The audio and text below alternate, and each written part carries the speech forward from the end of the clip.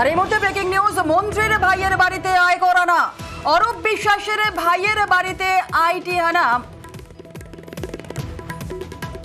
মন্ত্রীর ভাইয়ের বাড়িতে আয়কর আনা, অরূপ বিশ্বাসের ভাইয়ের বাড়িতে আইটি রেড। আমাদের সঙ্গে রয়েছেন আমাদের প্রতিনিধি সৌরভ তিওয়ারি। সৌরভ, আরো আর বিস্তারিত জানাবে সৌরভ।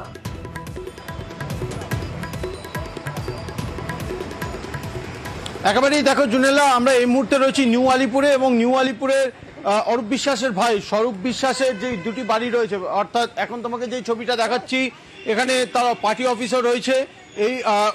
এই দুই বাড়ি এবং পার্টি অফিস দুই জায়গাতেই কিন্তু আয়কর দপ্তরের হানা এবং আজ সকালেই কার্যত আয়কর দপ্তরের এক ঝাঁক আধিকারিক বিএসএফ জওয়ানদেরকে সঙ্গে করে নিয়ে তারা কিন্তু এই নিউ আলিপুরের যেই বাড়ি এবং পার্টি অফিস সেখানে কিন্তু অভিযান চালায়।